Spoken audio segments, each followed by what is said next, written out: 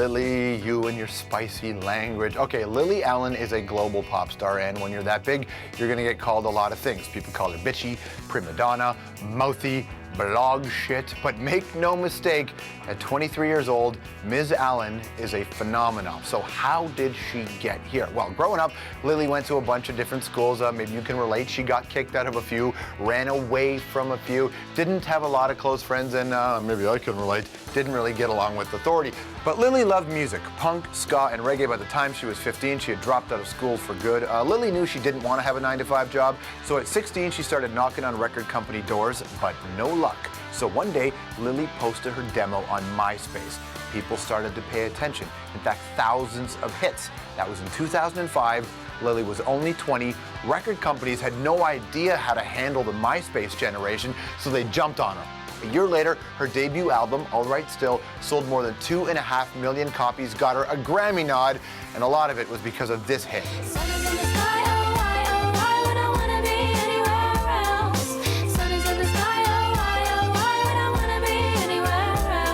Now, Lily likes to speak her mind, which gets her in trouble from time to time. She admits she can't get on stage without a drink, because, well, she's funnier when she has a few. Lily's taken shots at Amy, to Kylie. She's had a few spats with the paparazzi, and now she's back with her second album called It's Not Me, It's You. The first single is called The Fear.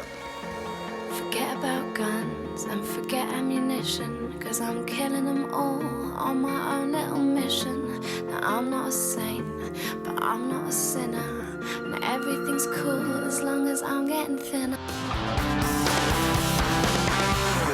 Hey everybody, Lily Allen. Welcome back.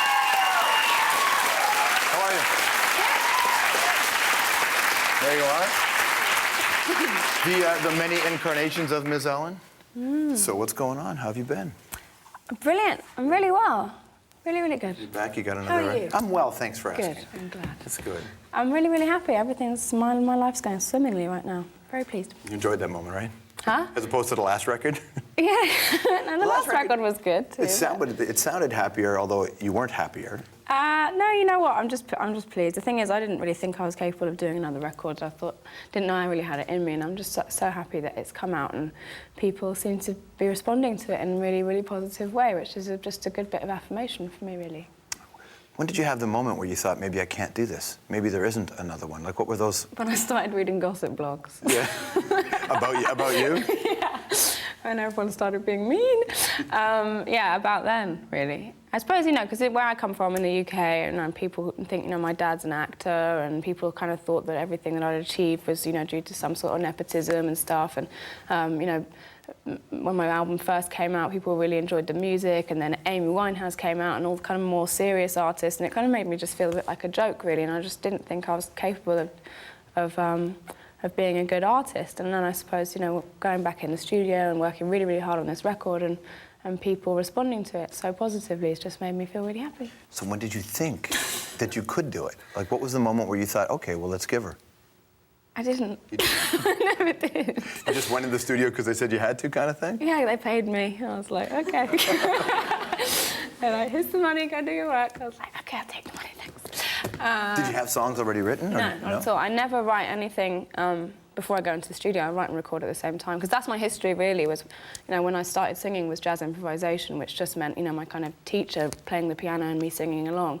So I've never had any sort of proper training in writing, it's just I make it up.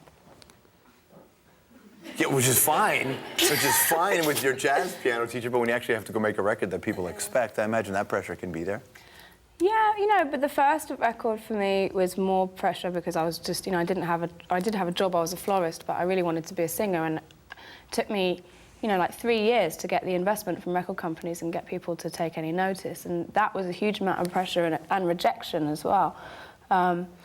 And then when that came out and it did really well, it was sort of a bit of a shock to me. And your old man knew Joe Strummer, right? Mm-hmm. Your dad knew Joe Strummer. So there's a War Child CD coming out. We'll talk about your new record, but the War Child compilation, Mick Jones from The Clash. Yeah.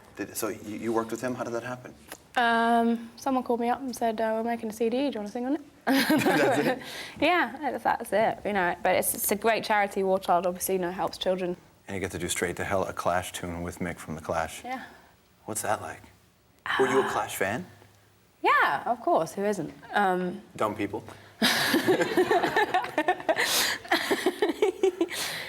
It was pretty intimidating. I mean, I've known Mick since I was really young, but I mean, there's kind of like, you know, I knew Joe a lot better than I did know Mick, and I was a bit scared of going into the studio with Mick, and I kind of got there, and it was all, you know, very kind of clashy. There was like beer and spliffs going on, and I was just like, woo. A couple of years ago, was it last year at the Brits? No, 2 years ago at the Brits. You were there, right? Oh, when I lost them all. Yeah. So, there. Does that matter to you? It would be nice if I'd won them all instead, but I didn't. Yeah, I can't complain. I'm very happy with where I am in my life right now. Well, the reason I asked is because at an award show like the Brits, and even to a degree the Grammys, there are people from different stages of their career, different stages of their lives. And I know the one thing that no one ever really trained you how to be is this person, a star. Did people, especially when you were very public or having some challenges, did people come around you? Like some people who had done this before and tried to help you out? Did you feel that kind of community?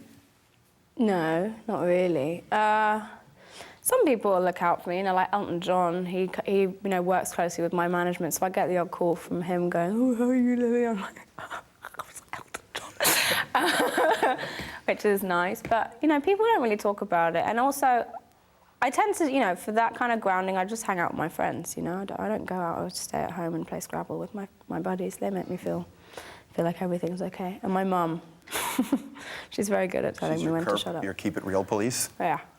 Are you a better florist or a Scrabble player? I got 120 points with the word jizz the other day on triple... With the word what? With the word jizz on a triple letter score. Well done. I like the fact that you called it, it's not me, it's you. You're blaming other people, which I think is important. Because I think oftentimes we play victim culture in our world, and it's like, no, you, this is your fault. How did you get to that? How did you get to that point? What, of coming up with the album title, or just deciding it was everyone else's fault? Both. If they're different, both, yeah. I was having lunch with a friend of mine called Louis, and he just basically split up with his girlfriend that morning. He was about to split up with his girlfriend that afternoon. He was like, I don't know what to tell her. And I was just like, why don't you just say it's not me, it's you? And then I was like, that's it, that's the album title. So yeah, that's how that happened. Good. But how did I decide it was everyone else's fault? Or did you? I asked my therapist. He said, it's not you, it's them. And I was like, OK, thank God for that. Brilliant. Free pass for Lily Allen. Yeah, exactly. Do you think about the fact that in the business that you have chosen, or that has chosen you, it's a tough slog for a woman who's in the pop music world? Yeah, I guess so, but I don't really think about what I do in terms of career and longevity, you know. I'm enjoying what I'm doing right now and hope I'll enjoy it tomorrow, but I have no idea whether I'm going to be wanting to do it in a year or 2 years from now, you know. I want to get married and have kids. That's my main thing, really. Not to be a pop star forever. Do you get this sense, you know, some people I've talked to, they say that there's something odd about them, that when they get on stage and they have this bizarre validation from thousands of people they'll never meet, but it's something that they clearly require for that moment in their life. Do you have that same relationship with the performance aspect and the public aspect of who you are? I don't know. I've not really thought about it in those terms, to be honest. Because you look at guys like Tom York, and that's his least favorite part of the night. Really? What? It appears, the connection to strangers. Really? That's why I think a lot of, if you watch his performance, he spends a lot of time in here. Like that, and yeah. some musicians are much more like this. I don't know what I'm like. I think I'm like that. No, I like it. You know, I think my favourite part of a gig is, you know, when you come off stage and then you come back out for the encore. It's always a bit nerve-wracking just as you're walking off, because you're like, are they going to cheer me back on, or are they all just going to walk out? And I have got 2 more songs prepared. Have you ever had a moment where you're backstage and you think, oh my God, they're not cheering, I'm not coming out? No, it has happened a couple of times. They've been like really, yeah, actually I'm not going to go into it, but yeah, there have been some pretty funny. Have you gone out anyway?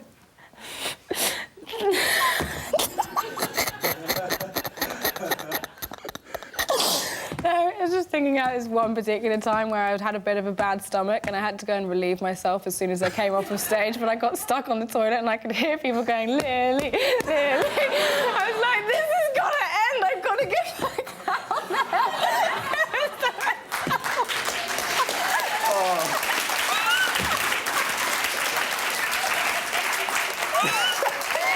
Did it end?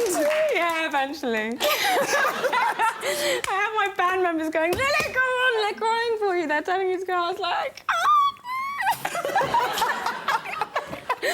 Sorry, that was a bit too far, but I have No. to be said. It was in my head, and I couldn't stop laughing until I got it out. So there you go. Nice. It's Not Me, It's You is the name of the brand new record from Lily Allen. Lily, everybody. We'll be right back.